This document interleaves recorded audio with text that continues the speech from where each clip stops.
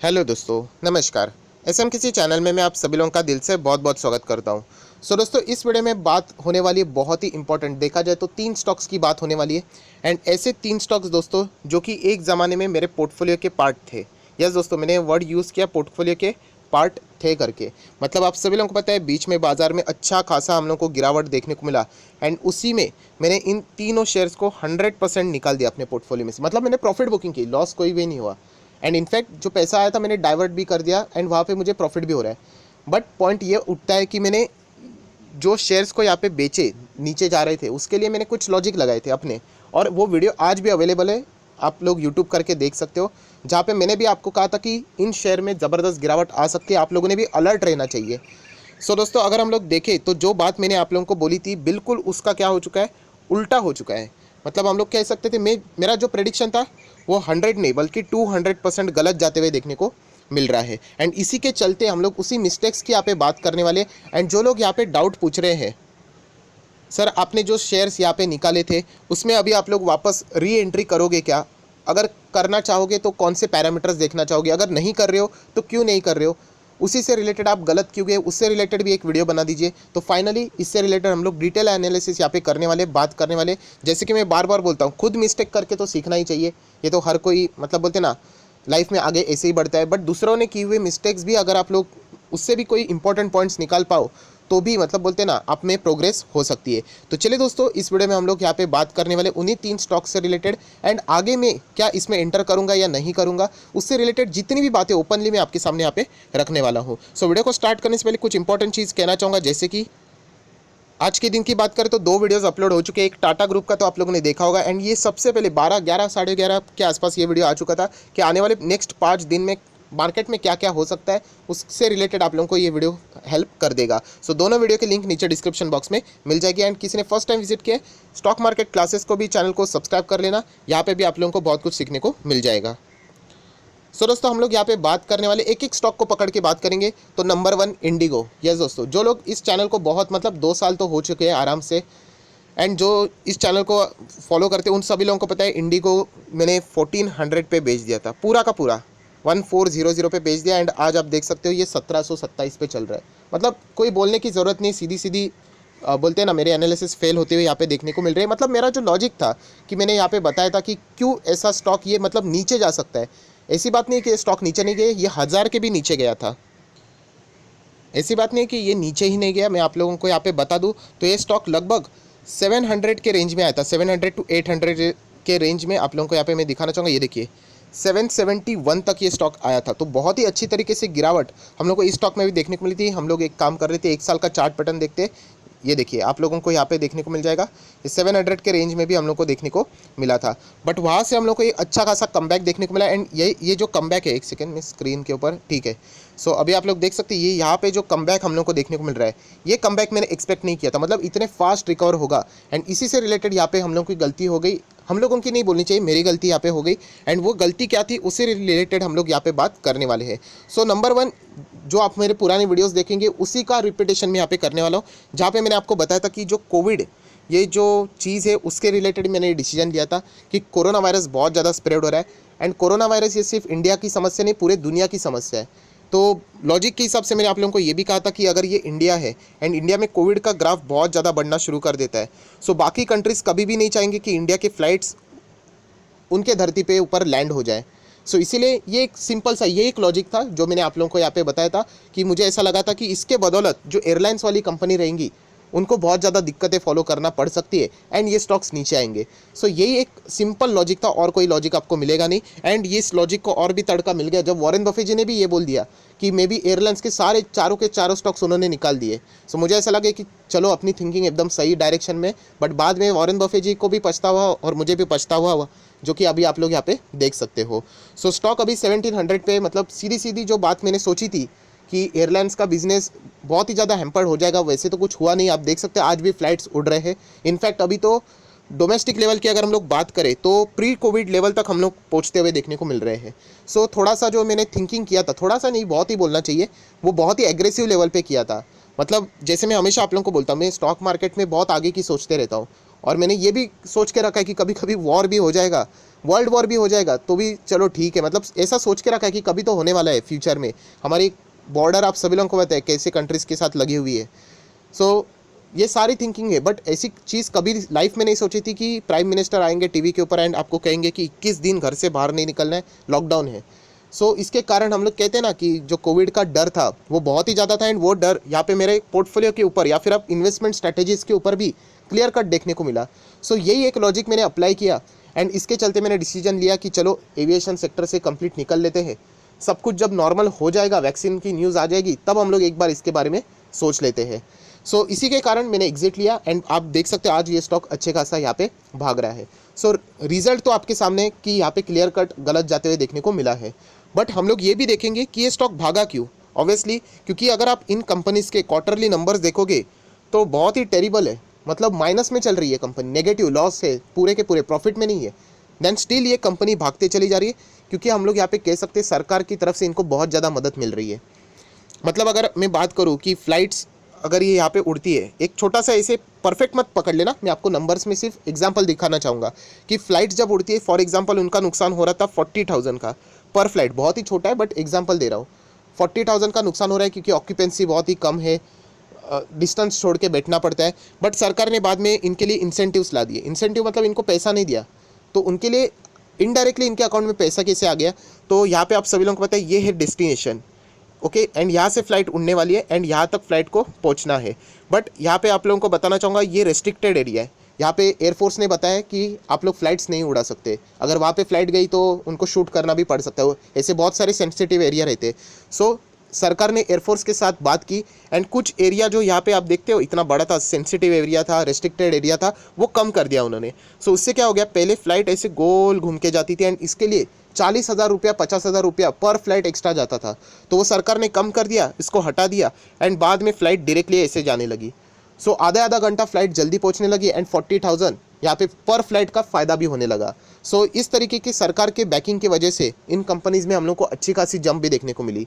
सो ज़रूर हम लोग कह सकते हैं, मैं ये नहीं कह रहा हूँ कि मैं 100% सही था, सरकार की वजह से मैं गलत गया, बट स्टिल ये जो चीज़ें हैं इसके कारण हम लोगों को एविएशन सेक्टर को बहुत ज़्यादा फ़ायदा होते हुए देखने को मिला है।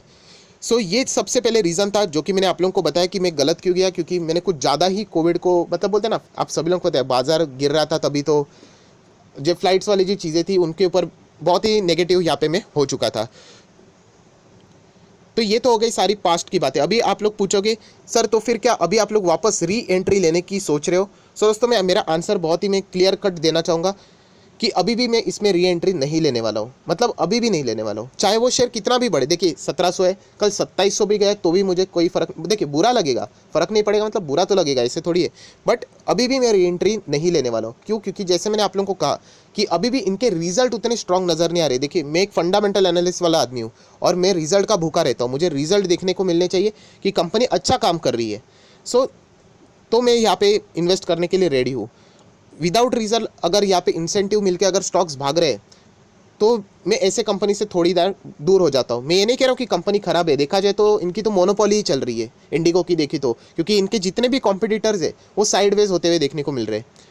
बट री एंट्री के लिए अभी भी मैं रेडी नहीं हूँ, और इसके पीछे और एक वजह है कि मार्केट बहुत ही हायर लेवल पे चल रहा है। अभी जब मार्केट बहुत ही ज़्यादा हायर लेवल पे चलता है ना, सो बहुत सारे स्टॉक में अभी आप लोगों ने देखा होगा जो जिनका बेस भी नहीं है कुछ, वो भी भागना शुरू कर दिए।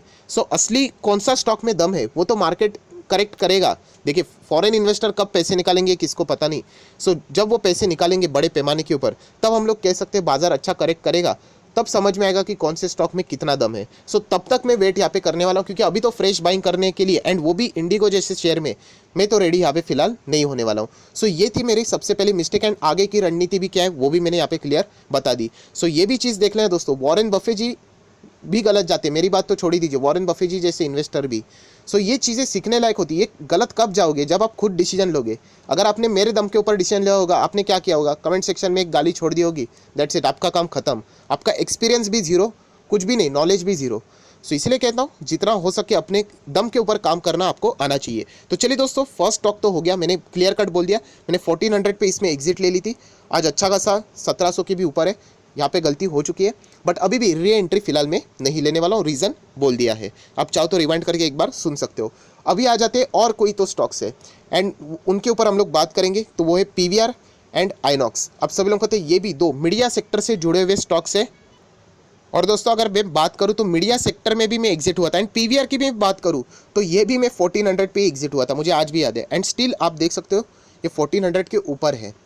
तो यहाँ पे भी मैं कह सकता हूँ कि जितना यहाँ पे मैंने सोचा था, मतलब उससे तो बेहतर परफॉर्मेंस फिलहाल तो पीवीआर यहाँ पे कर रहा है करके। सो यहाँ पे भी मैं आप लोगों को बात करूँगा कि यहाँ पे मैंने क्या सोचा था चीज़ें। तो सेम कोविड के वजह से डिसीजन लिया था कि सब कुछ बिजनेस नॉर्मलाइजेशन स्टार्ट हो चुका था, बट पीवीआर को परमिशन ही नहीं मिल रही थी। आप लोगों ने देखा होगा कितनी बार हम लोगों ने वीडियो देखा कि अभी मिलेगा परमिशन, अभी मिलेगा। बाद में वेस्ट बंगाल में शुरुआत हुई 50% कैपेसिटी के साथ, बाद में सभी राज्यों में शुरुआत हुई।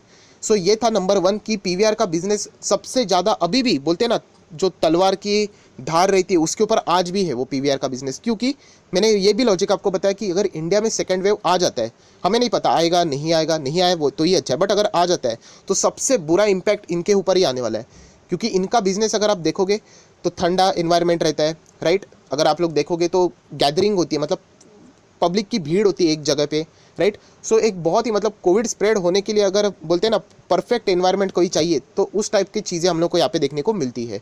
सो इसीलिए ये सारा डिसीजन लेके मैंने एग्जिट यहाँ पे लिया था, दोनों में, पीवीआर में भी एंड आइनॉक्स में भी। बट फिलहाल दोनों स्टॉक अभी हम लोग को स्टेबलाइज होते हुए देखने को मिल रहे हैं। देन अगर मैं बात करूँ तो मैंने आप लोगों को ये भी बताया कि फिलहाल मैं क्यों इसको इग्नोर कर रहा हूँ, क्योंकि चलो कोविड की भी बात है, प्लस अगर आप देखोगे तो ये जो पिछले 7-8 महीने हुए ना, उसमें बहुत सारी चीज़ें चेंज हो चुकी है। अगर आप लोगों ने देखा होगा ये बिल्कुल प्रैक्टिकल है। जो सुशांत सिंह राजपूत का केस हुआ उसमें भी आप लोगों ने देखा होगा कितने सारी यूथ ने मतलब बाइकआउट बॉलीवुड का नारा लगा दिया। अगर आप देखते हो कि बहुत सारे बॉलीवुड्स के ट्रेलर्स आते हैं, डिसलाइक्स बहुत ज़्यादा होते हैं, मतलब अभी भी उनमें वो गुस्सा है।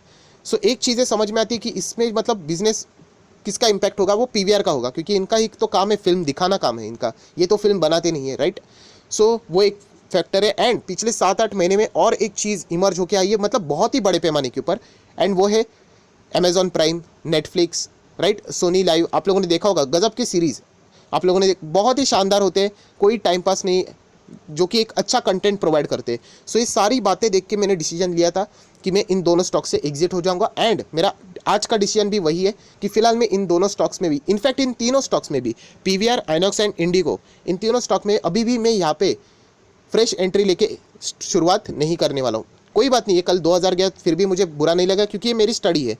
एंड मेरी स्टडी अभी भी यही मैं आप लोगों को बता रहा हूँ कि मुझे ऐसा लगता है कि अभी भी मार्केट बहुत ही मतलब अच्छा हायर लेवल पे आ चुका है। सो इसीलिए कंपनी आप देख सकते हो पूरे ऑल टाइम हाई पे चल रहा है बाजार 13,500, एंड स्टिल ये कंपनी अगर आप देखोगे 2000 से नीचे 1400 पे चल रही है।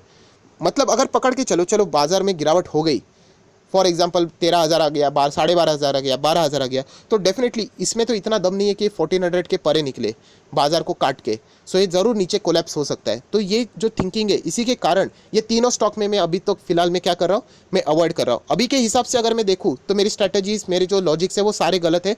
मेरे जितने भी एग्जिट पॉइंट थे उसके ऊपर ही मुझे ये सारे स्टॉक्स देखने को मिल रहे हैं। बट ये लॉजिक मैंने आप लोगों को बताया, उसके हिसाब से मुझे अभी भी बोलते हैं ना, मेरा मन नहीं कह रहा है कि यहाँ पे एंटर कर लो। एंड रिजल्ट भी ऑब्वियसली, इनके रिजल्ट भी आप लोगों ने देखे होंगे, बहुत ही ख़राब थे। मतलब मैं आपको बताना चाहूँगा, रुपीज़ इन मिलियंस लैक्स में होते।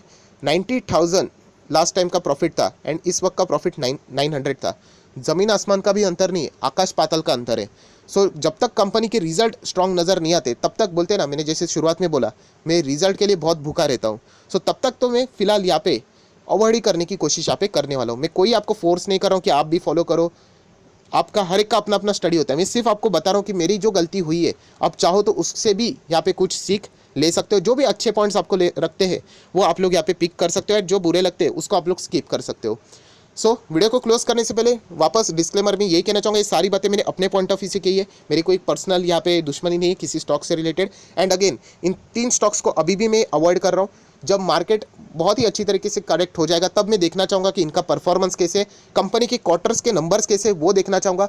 वो भी 2 से 3 क्वार्टर के नंबर देखूंगा, ऐसे नहीं एक बार के नंबर। 2 से 3 क्वार्टर में मुझे समझ में आएगा कि यस कंपनी वापस लॉस रिकवर करके ऊपर आ रही है, देन मैं इसमें वापस एंट्री करने की कोशिश ज़रूर करूंगा। मुझे ऐसा लगता है कि ये जो मेरी पैटर्न है सोचने का, वो थोड़ा सा सही डायरेक्शन में, जल्दबाजी अननेसेसरी में करना नहीं चाहूँगा। बाजार में बहुत सारे स्टॉक है, बहुत सारे। सो कोई ऐसा अननेसेसरी डिसीजन लेने की ज़रूरत नहीं कि जो स्टॉक में आपका अगर एनालिसिस नहीं बोल रहा है, मन नहीं बोल रहा है, तो उसमें ज़बरदस्ती एंट्री करनी चाहिए। तो ये सारी चीज़ें मैंने अपने पॉइंट ऑफ व्यू से बोल दिए। सो जिन लोगों को भी ये वीडियो पसंद आया होगा ज़रूर इसको लाइक कर देना, दोस्तों के साथ शेयर कर देना, तो मेरी गलतियों से वो भी यहाँ पे कुछ ना कुछ पॉइंट यहाँ पे सीख सकते हैं।